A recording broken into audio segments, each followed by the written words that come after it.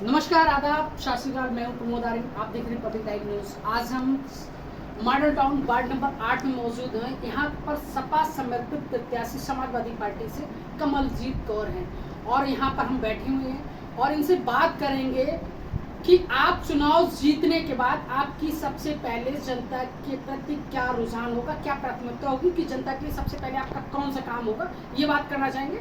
और हम आपको ये बताना चाहते हैं कि कमलजीत कौर जो हैं 2 बार चुनाव लड़ चुकी हैं और इनका कहना एक बार लड़ चुकी, एक बार ये लड़ी, एक बार मैं लड़ा। एक बार अच्छा, एक ही घर से 2 लोग चुनाव लड़ चुके हैं और इनका कहना है कि पहले जो बार रिकाउंटिंग हुई थी तो उनको जबरदस्ती 175 वोटों से हरा दिया गया था। सोनिया अतुल कपूर जो भारतीय जनता पार्टी की प्रत्याशी वो जीत गई थी, लेकिन इस बार टक्कर सोनिया अतुल कपूर से नहीं है। सोनिया अतुल कपूर से नहीं है। अब सोनिया अतुल कपूर भारतीय जनता पार्टी की प्रत्याशी, लेकिन इनका जो वजूद है समाजवादी पार्टी का वो एक अलग है। वो जनता के प्रति, जनता भी समझ चुकी कि भारतीय जनता पार्टी ने अब इस बार कोई काम नहीं किया है, सिर्फ ढकोसलेबाजी करना, सिर्फ जनता को गुमराह करना, बस ये उनका काम रह गया है। जनता भी समझ चुकी हमको किसको वोट देना है, कौन विकास कार्य कर रहा है, कौन विकास कार्य नहीं कर रहा है। तो इनका सीधा कहना है, इनकी जो टक्कर है वो निर्दलीय प्रत्याशी से है, जो कि बहुत पहले भूतपूर्व सभासद रह चुके। उनकी टक्कर भारतीय जनता पार्टी से इनकी टक्कर नहीं, क्योंकि भारतीय जनता पार्टी को जनता ने नकार दिया है। अब सवाल यहाँ पर पैदा होता है कि भारतीय जनता पार्टी को जो नकार दिया है तो निर्दलीय प्रत्याशी का इतना मजबूत प्रत्याशी है, क्योंकि जो समाजवादी पार्टी की टक्कर सीधा निर्दलीय प्रत्याशी से, भारतीय जनता पार्टी का कहीं नाम नहीं हो रहा है। जनता भी कह रही भारतीय जनता पार्टी को हम नहीं जानते, कौन भारतीय जनता पार्टी, कौन सोनिया अतुल कपूर, हम नहीं जानते। वो सिर्फ जानते समाजवादी पार्टी को, निर्दलीय प्रत्याशी को, कमलजीत कौर को। हम बात करेंगे कि निर्दलीय प्रत्याशी कमलजीत कौर से कि जनता के प्रति आपका क्या रुझान होगा। नमस्कार मैम, आपका हमारे चैनल पर बहुत बहुत स्वागत है। आप जब सभासद बनेंगी तो आपकी पहली प्राथमिकता क्या होगी जनता के प्रति? आप क्या काम करना चाहेंगे जनता के लिए? मैं तो पहले इस क्षेत्र का विकास करना चाहूँगी जी। अगर जनता हमें चुनती है तो हम काम करके दिखाएंगे। जी जी। जो काम जो बीजेपी जो इतने 10 साल से ये सीट जीतती आ रही है, हम कुछ वोटों के लिए हार जा रहे हैं, मगर इस बार हम पूरी कोशिश कर रहे हैं कि हम ये इलेक्शन जीत जाएं। जनता का अपार समर्थन आपको मिल रहा है, तो ये आपका स्वभाव है, आपका व्यवहार है, या समाजवादी पार्टी के लिए ही मतलब वोटर रिझा रहे हैं कि आपके प्रति? जनता का रुझाव भी है, कुछ हमें भी मन में तमन्ना है कि हम कुछ करके दिखा सके जनता को। जी, आप भी चुनाव लड़ चुके सभासद का, तो हम आपसे पूछना चाहेंगे, जो आप प्रत्याशी समाजवादी पार्टी समर्पित प्रत्याशी है, तो जनता का रुझान आपके प्रति है या आपके व्यवहार के प्रति है, ये समाजवादी पार्टी को देख करके वोट दे रहे हैं? देखिए साहब, ये जनता नहीं, ये मेरा मॉडल टाउन एक परिवार है।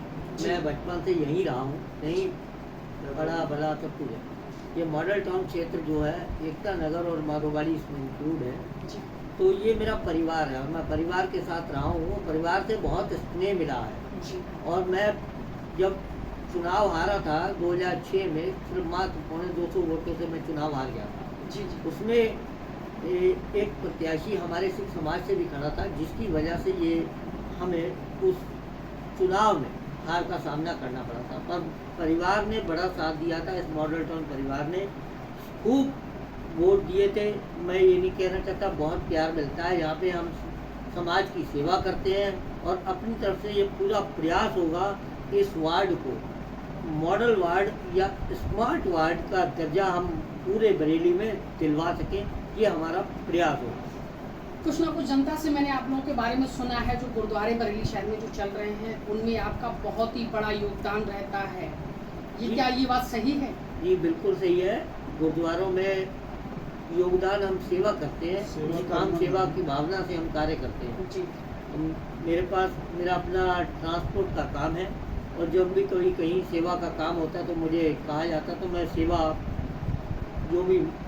गुरुद्वारे के अलावा मैंने ये भी सुना है जनता के प्रति, जो गरीब व्यक्ति है उनको खाना वगैरह वितरण वगैरह, और कोरोना काल में भी आपने बहुत ही ज़्यादा लोगों को खाना पहुंचाया, जो कपड़े वगैरह जो चीज़ से मदद हो पाई वो आपने काम किए थे, क्या ये बात सही है? जी बिल्कुल। कोरोना काल में हम लोगों ने एक परमिशन अपनी गाड़ी में ली थी और एरन साहब की तरफ से भी जो हमें सामग्री उपलब्ध कराई गई थी, उसको हमने जाकर के कोरोना काल में बड़े भाई पार्क में जो लोग पैदल चल रहे थे अपने मंजिल की तरफ, घर की तरफ जा रहे थे। बिहार के लोग पैदल पैदल चल दिए थे, दिल्ली की तरफ से आ रहे थे, पंजाब तो लौट रहे थे। उनको हमने खाना खिलाने, पानी की मुहैया कराना और तमाम तरीके की सेवाएं उनकी हमने की थी। और यहाँ भी फिर उसके बाद हमने यहाँ पे कोरोना काल के टाइम पे ऑक्सीजन का लंगर लगाया था, उसमें भी सेवा की थी। तो सेवा करना हमारा धर्म है और हम एक गुरु नानक पातशाह एक कह के गए हैं कि भूखे को रोटी मिल जाए, ये हम सेवा करते हैं और करना हमारा धर्म है। जी, हम आपको अगर किसी को भोजन नहीं मिल पा रहा है, कपड़े नहीं मिल पा रहे हैं, रहने के लिए जगह नहीं मिल पा रही है, यहाँ नहीं विदेशों में भी आप देखेंगे जाके को सिख समुदाय के लोग पूरा दिन लंगर चलाते, महीने के 30 दिन।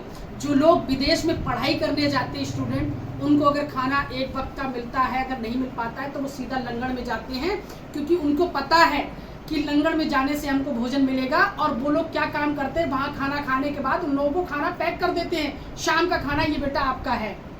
ये शायद आपने किसी जो मिनिस्टर थी उनके भाषण में सुना था, वहाँ की वीडियो भी बहुत वायरल थी, आपने देखा था। वैसे ही बरेली में कमलजीत सिंह का दौर चल रहा है, भूखे को खाना, पहनने के लिए कपड़े, अगर किसी पास धन की कमी है उसको धन की भी प्रोवाइड करवाते हैं, अगर किसी गरीब लड़कियों की शादी होती है तो उसमें भी मदद करते हैं। ये कमलजीत कौर का रुझान है, जनता का रुझान है कि कमलजीत कौर इस बार प्रत्याशी, जो समाजवादी समर्थित प्रत्याशी, अगर वो समाजवादी पार्टी से भी ना होती, अगर पार्टी से भी ना होती, अगर निर्दलीय प्रत्याशी होती, किसी भी पार्टी से उनको टिकट नहीं दिया जाता, तब भी हम कमलजीत कौर को हम अपना सभासद चुनते।